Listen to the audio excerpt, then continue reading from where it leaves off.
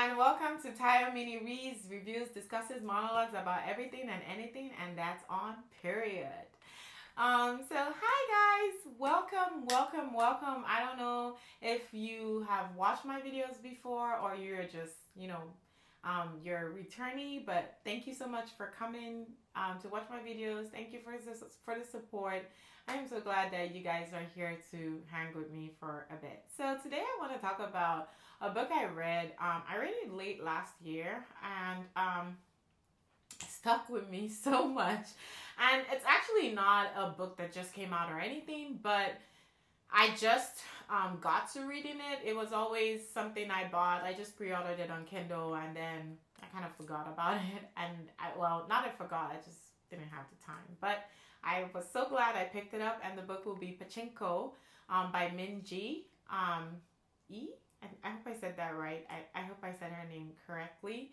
Pachinko is a multi-generational story that follows the struggles of Korean families living in Japan during the war. So also, Koreans in occupied, the Japanese occupied Korea, so they had to move to Japan and leave as foreigners from their own country, right? So the story kind of starts with Huni and Yanjin.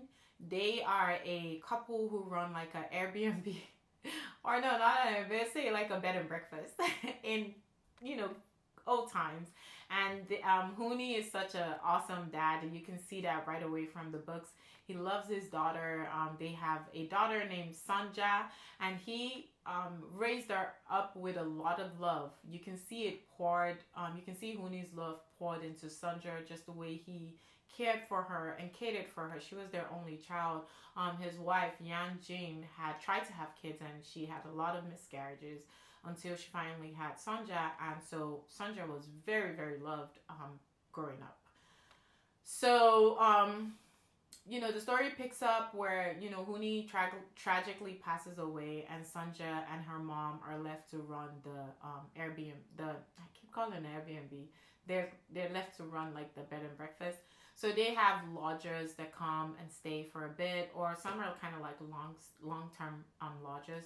So anyway, Sanja then assumes the responsibility that Huni was doing, which was going to the fish market to get fish and to do a bunch of other errands that her dad would run. And so one day she is accosted by these Japanese young boys who try to molest her. And Ko Han-soo, a wealthy fish broker guy, kind of comes to her rescue. He fends them off, and he kind of rescues her, and he kind of tells her, you got to be careful when you're coming to get your fish. And from there they start like a friendship where Hansu kind of walks her home every time she gets from the fish market. Actually walks her to the ferry because she lives in an island, so she has to take the ferry to come to the mainland.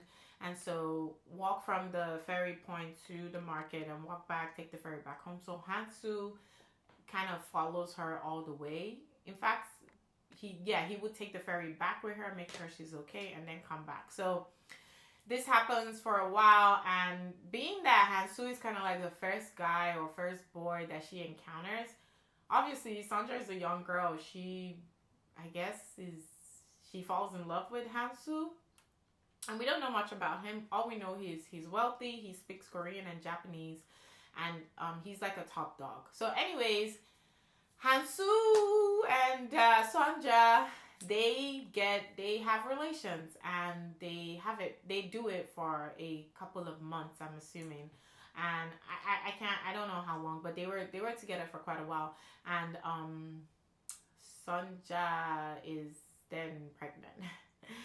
So obviously she's young, she's immature, and she believes that, oh wow, I'm gonna get married to Hansu. So she breaks the news to him, and he's like, no babe, I have a wife and kids, like you gonna be my mistress. And she's like, that's not what my daddy told me.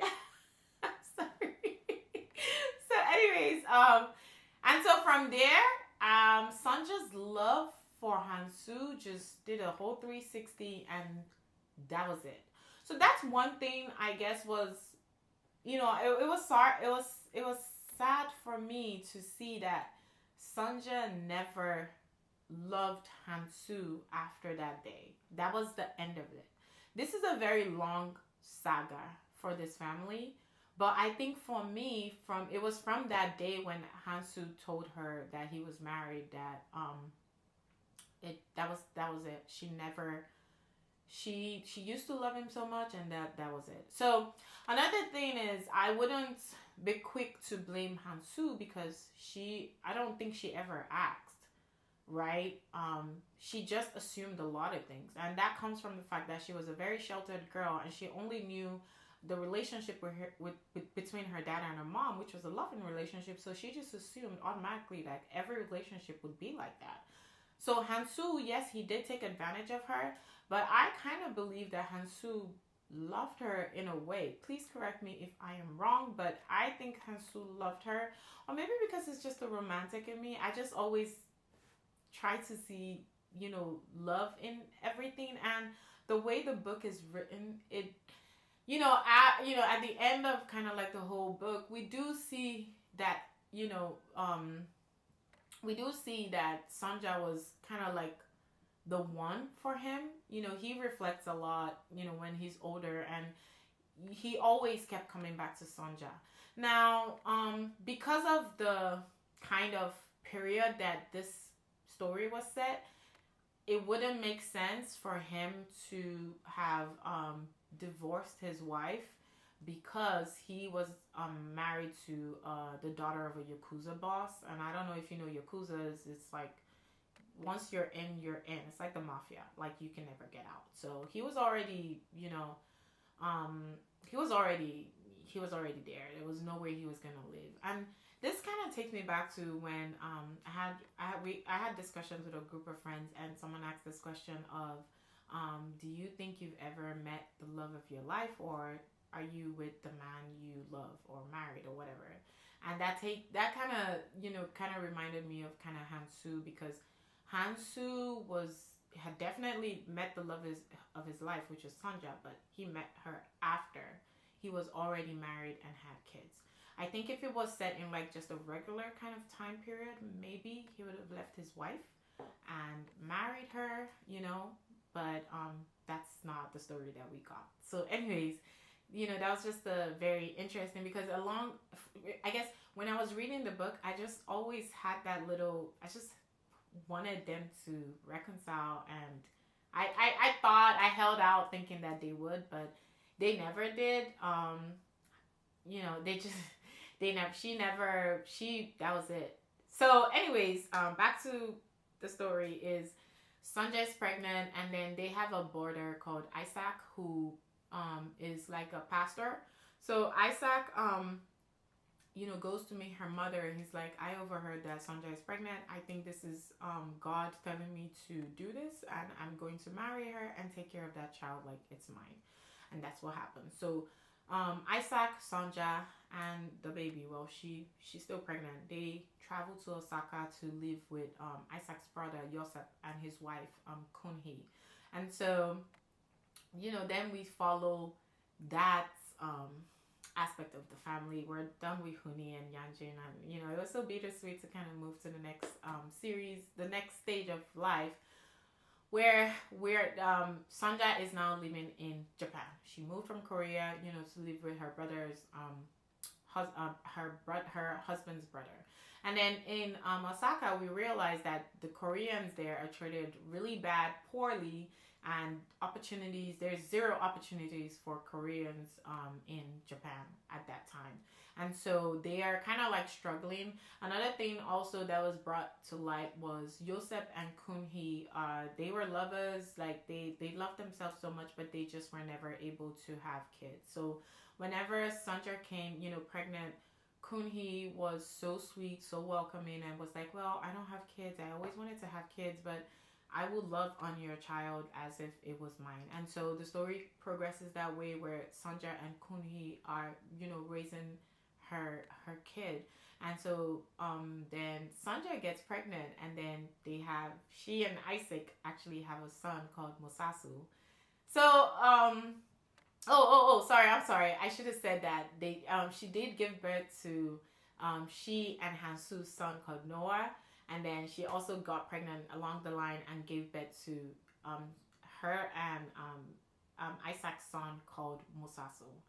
They kind of named them against like Noah and Moses, and so you know then Isaac, I said he came to Osaka to be a pastor in a church, but then something happens in the church. He's sent to jail, and he's in jail for a very long time. He misses out on the kids growing up, and by the time he is released from jail, he has a terminal illness, and he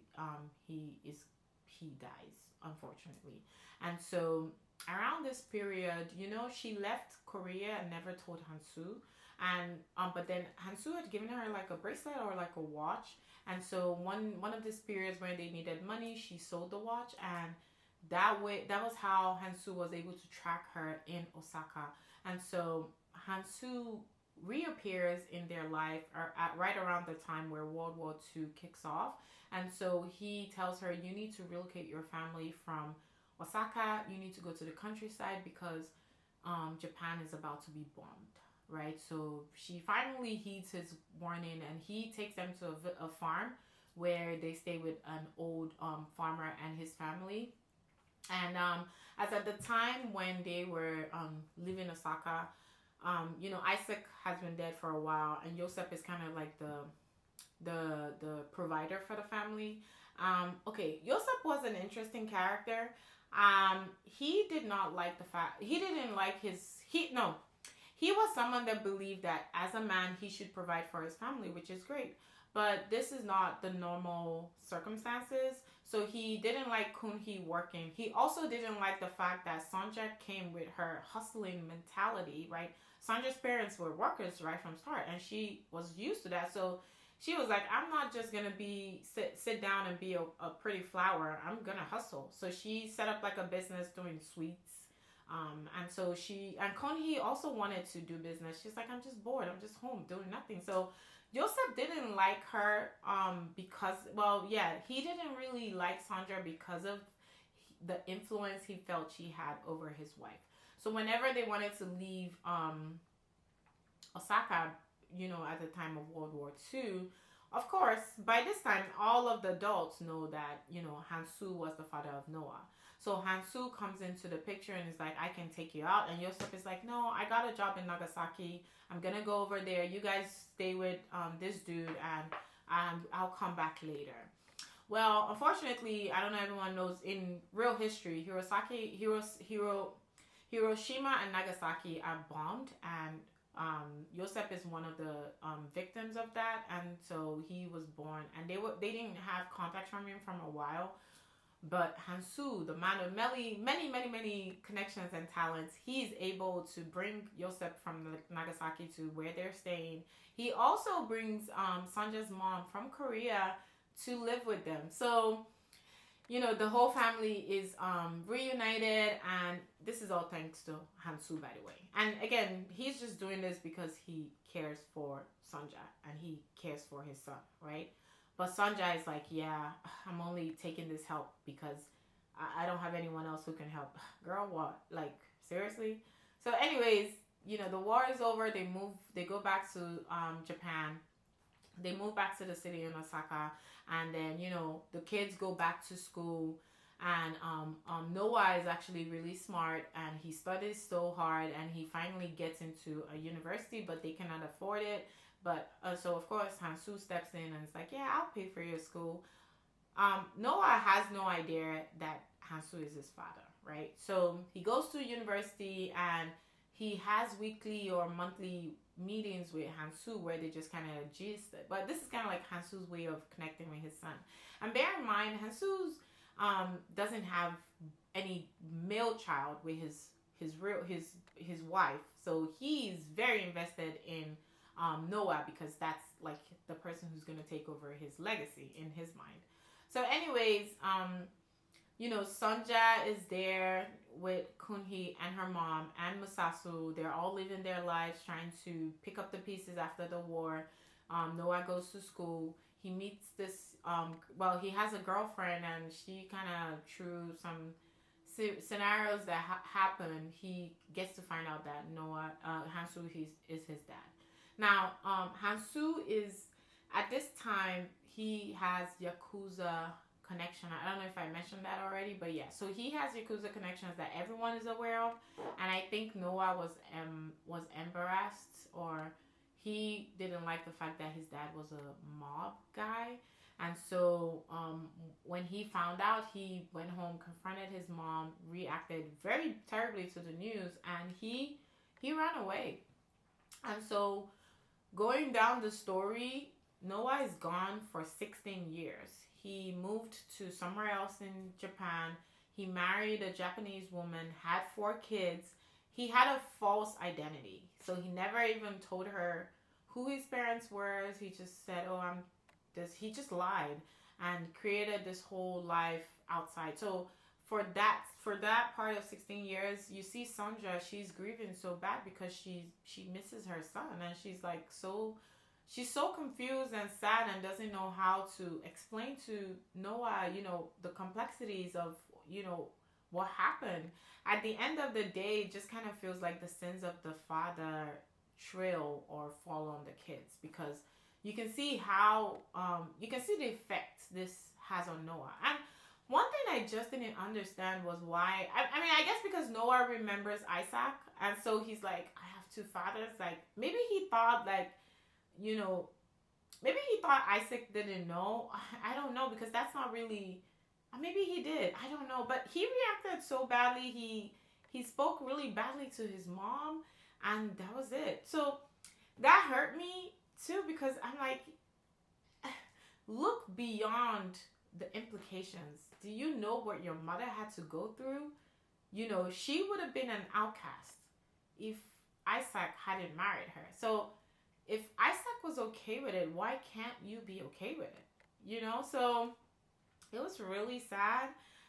And Noah's ending was sad. I didn't think it needed to get to that extent, because their family was one that was so close knit. I just don't, that part was really, I never saw it coming. I don't know if it was the writer put it in for shock value, but the whole Noah part, that whole spiral was just so weird to me. I didn't feel like it was handled correctly, because this was a mom that you could tell she did everything for her kids, and they knew. Like, it wasn't like they knew how hard she struggled to, be able to care for her family. So, I didn't like the way it happened with Noah, because at the end of the day, like I said, he left the family for 16 years. And so you see Sanja just focusing on Masasu, Masasu, when he was younger, was kind of like a problem child, but then he got his act together. He started working in a Pachinko parlor. So Pachinko is like a game. Kind of think of like the machines they have in Vegas.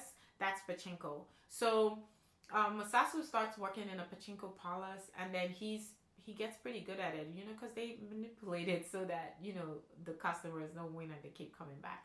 So he gets really good at it. He meets this girl called Yumi. They fall in love. They have a kid called Solomon. And again, this part, I mean, I guess it's life, but then Yumi dies. Like, what the, like, why? I know, it's so sad. I'm like, what? She was the sweetest, and Masasu's story was so sweet. And so Yumi dies, and it's just Masasu and Solomon. So Sanja, helps Masasu with raising Solomon up. And so you can see how Sanja is like the rock of her family, and she's been there for all of her kids and her grandkids. And so we see she and Kunhee, right, because they are all a big family. But Masasu goes on to be really successful. He opens his own pachinko stores, more than one, and he's able to send Solomon, his son, to New York for college. He actually goes to a very prestigious college. So imagine it started from Sanja, who couldn't even, she could do sums, but she couldn't read or write. uneducated huni, actually, who couldn't read and write. And, we follow this generation down to Solomon, who, goes to first in his whole family to travel out of the country and goes to New York and is a really successful financial guy. He works in like hedge funds or something like that. And, that's so the story kind of like petered out at Solomon's life. He comes back to Japan. He goes to work for his dad's pachinko store. His goal is to take over the pachinko store, and he makes peace with his heritage. And he actually connects with his dad. He actually had a really good relationship with his dad and his grandmother. So it was just a sweet story to kind of read. With it was a good book. It's just that these kinds of books are so tragic because it's real life. It's not fantasy or it's not make believe. This is real situations or events that happened to people in those time period. I'm not saying this book is a real book. I'm just saying like the author writes it that way. But yeah, so that's Pachinko in a nutshell. Actually, after I finished the book, I was so in my feelings. I actually watched like a couple episodes of the Apple series show called Pachinko, which is based on the book. And I'm sorry, I have hair in my face. So I have to say that they did a really good job with the casting. Ko Han-soo is Lee Min-ho, and I was like screaming. I was screaming. So so I think the casting was really good. The lady who plays Sanja also, she gave me Sanja vibes, right? So, but then the Apple series did something different. Is they didn't do it the way it was written in the book. They did it like multiple storylines happening at the same time. So we followed Huni and Yanji's story. We followed Sanja's story. We also followed Solomon's story right from the beginning. So, the first episode, we met all characters and, they were kind of going back and forth between timelines and just showing us, different, there was some, different things. There were some things they did different in the TV show, but I think they kept mostly to the script. And they didn't change so many things that would take away from the enjoyment. I didn't go on to finish with the Apple series because the book was so dear to me. I think so. I'm a book versus movie person. I like reading the books versus watching the movie. But anyways, let me know if you've ever read Pachinko and if it's something that you find fascinating or interesting. What did you think if you read the book? Did you think that, okay, so here are my ending thoughts. One, did you think that Han-soo and Sanja were ever in love, and should that love have continued even after I mean, I get it. It's like saying Sanja should be a mistress. And I guess he never could leave his wife, so I guess, yeah, that's a moot point. But anyway, just let me know if you thought like it was a love that just could never be. Let me put it that way. Did you really think that Han-soo really loved him? Because I think he did. Because he did a lot for them.